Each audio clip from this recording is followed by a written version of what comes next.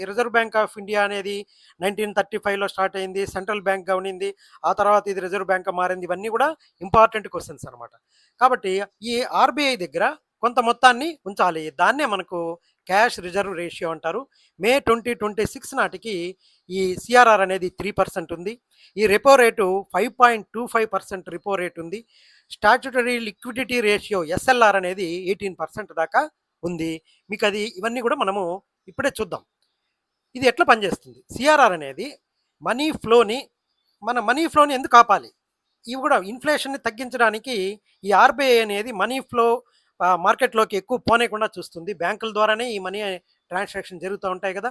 కాబట్టి ఇక్కడ సిఆర్ఆర్ అనేది బ్యాంక్ యొక్క net demand and time liabilities NDTL ఆధారంగా లెక్కించబడుతుంది.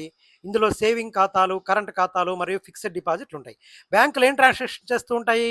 వాళ్ళు ఎస్‌బీఐ అకౌంట్లు మెయింటైన్ చేస్తున్నాయి, ఫిక్స్డ్ డిపాజిట్లు మెయింటైన్ చేస్తూ ఉంటాయి. ఇట్లా రకరకాల కరెంట్ అకౌంట్స్ ఉంటాయన్నమాట. ఈ సిఆర్ఆర్ మొత్తం అనేది ఎలా డిసైడ్ అవుతుందో చూడండి.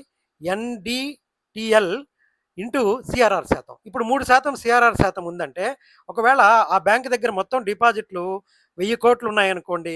అందులో 3% అంటే 30 కోట్లను తప్పనిసరిగా ఆర్‌బీఐ దగ్గర ఉంచాలి. మిగిలిన 970 కోట్లు మాత్రమే అది తన వ్యాపార కార్యకలాపాల కోసము వాడుకోవచ్చు. ఇక్కడ ఇది సిఆర్ఆర్ అనమాట.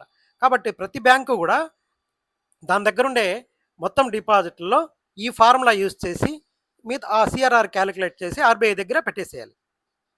దీని ముఖ్య ఉద్దేశ్యం ఏమంటే liquidity management, inflation control, security కూడా. ఈ మూడిటిని కోసం అని చెప్పేసి ఈ సిఆర్ఆర్‌ని ఆర్‌బీఐ ఒక శక్తివంతమైన సాధనంగా వాడుతుంది.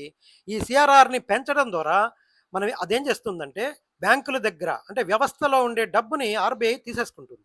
డబ్బు తగ్గిందంటే ఆటోమేటిక్‌గా ద్రవ్యోల్బణం తగ్గుతుందన్నమాట. ఫ్లో తగ్గిపోతుంది. వస్తువులకు విలువ పెరుగుతుంది. డబ్బు తక్కువ డబ్బుతోనే మనకు చలామణిలో ఉంటుంది కాబట్టి నగదుని అది కంట్రోల్ చేస్తూ ఉంటుంది. సిఆర్ఆర్‌ని తగ్గించినప్పుడు ఆర్థిక వ్యవస్థలోకి నగదు ప్రవాహం పెరుగుతుందన్నమాట. తగ్గించిందంటే పెరిగిపోతుంది. సిఆర్ఆర్ పెంచేసిందనుకోండి తగ్గిపోతుంది. ద్రవ్యోల్బణ నియంత్రణ కోసం ద్రవ్యోల్బణం ఎక్కువగా ఉన్నప్పుడు నగదు సరఫరాను తగ్గించి ధరలను అదుపు చేయడానికి సాధారణంగా సిఆర్ఆర్‌ని పెంచుతూ ఉంటుంది.